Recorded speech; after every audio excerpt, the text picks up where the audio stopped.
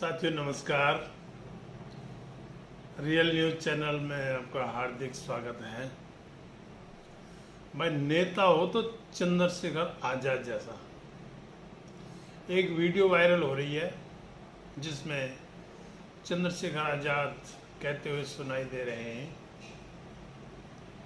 कि जब कांवड़ यात्रा 10 दिन लगातार चलती है तो दुकानें, अस्पताल, रास्ते सब बंद हो जाते हैं और किसी की आस्था के पीछे सब सहते हैं ना, तो जब वहां दिक्कत नहीं है तो ईद पर अगर 20-25 मिनट नमाज होती है तो उससे क्यों दिक्कत है? उसके लिए कहते हैं कि होने नहीं देंगे। भाई क्यों नहीं होने देंगे? क्या एक ही धर्म का देश है क्या? जब देश का संविधान सभी धर्मों का बराबर सम्मान करता है तो कावड़ से दिक्कत नहीं तो ईद की नमाज से दिक्कत क्यों? और वो साथ में कहते हैं कि ये जानते सब हैं लेकिन बोलने की हिम्मत किसी की नहीं है। हिंदू धर्म की आस्था का, देश सबकी धर्मों की आस्था का सम्मान करता है।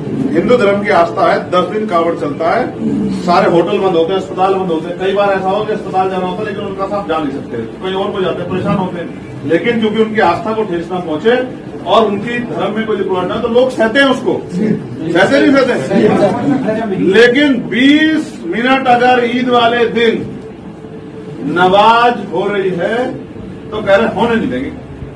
ये भाई पढ़ो, ये भाई पढ़ो। आप मुझे बताओ, ये सामूहिक होती है, ईदगाह पे होती है तो सब लोग इकट्ठा होते हैं तो कह रहे नहीं, करने नहीं देंगे, करने नहीं देंगे, ये हो जाएगा वो हो जाएगा। तो क्यों? ये क्या है? देश एक ही धर्म का है तो सब नहीं जानते ये बात गलत है, लेकिन किसी की हिम्मत नहीं है। तो इस पर पक्ष और विपक्ष दोनों द्वंद्वित हैं। जहां बीजेपी उसका अपने हिसाब से हिसाब लगा रही है और उसका जो है उनके पूर्व सांसद कन्नौज से सुब्रत पाठक, वो अपना अलग ही तर्क दे रहे हैं कि कावड़ तो साल में एक बार आती है, नमाज तो रोज या हर शुक्रवार को पढ़ी जाती है। जबकि चंद्रशेखर आजाद जी ने ईद की नमाज के लिए कहा है, लेकिन उन्हें कंफ्यूज करना है सुब्रत पाठक को, तो इसलिए सुब्रत पाठक कह रहे हैं वो तो रोज पढ़ी जाती है, शुक्रवार को पढ़ी जाती है। अरे भाई, शुक्रवार को या रोज की ईद जो है, ईद नहीं आती है। नमाज तो रोज पढ़ी जाती है, जुमे की नमाज हफ्ते में एक बार पढ़ी जाती है, तो नमाज से कोई कांवड़िया यात्रा की तुलना नहीं हो सकती। और यदि नमाज सड़क पर पढ़ने की आवश्यकता क्या है? अगर इतनी ही चिंता थी तो आप उनको सलाह दे सकते थे कि वो अपने घर में बैठकर नमाज। तो इस पर एक तरफ जहां पक्ष को मिर्ची लग रही है तो दूसरी तरफ विपक्ष के भी कान खड़े हो रहे हैं। जो विपक्ष बीजेपी विरोध के नाम पर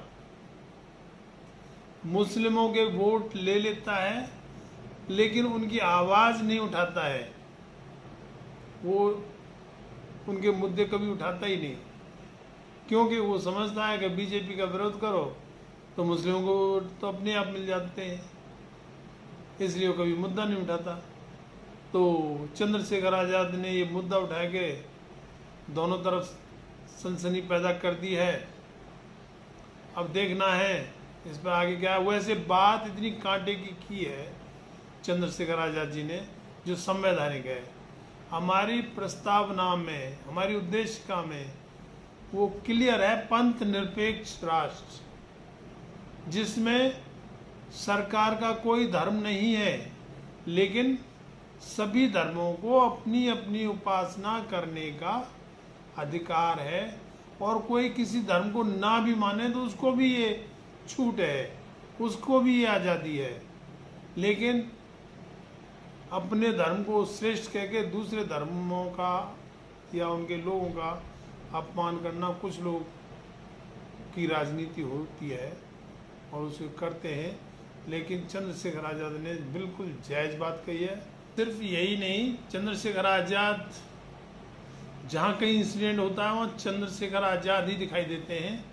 लोकसभा चुनाव में तो सपा, कांग्रेस और इंडी गठबंधन जो है बड़े जोर शोर से संविधान बचाना है, हम आरक्षण बचाएंगे, हम संविधान बचाएंगे, लेकिन अब जगह जगह इतनी वारदात हो रही है और पार्लियामेंट से बाबा साहेब की मूर्ति को हटा दिया गया है, लेकिन संविधान बचाने वालों की जुबान पर चूं तक नहीं आ रही।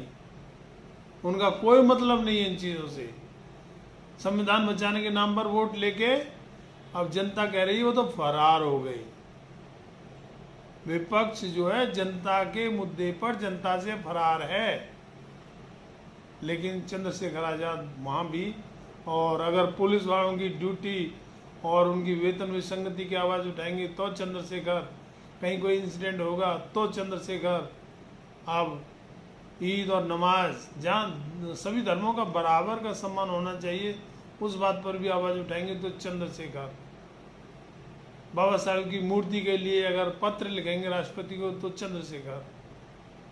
तो नेता ऐसा होना चाहिए, नोट के गलत फहमी और भ्रम फैला के वोट ले लो और उसके बाद में गायब। ऐसा नहीं होना चाहिए। पोस्ट अच्छी लगी हो तो चैनल को सब्सक्राइब करें, लाइक करें, कमेंट करें। धन्यवाद। जय भीम।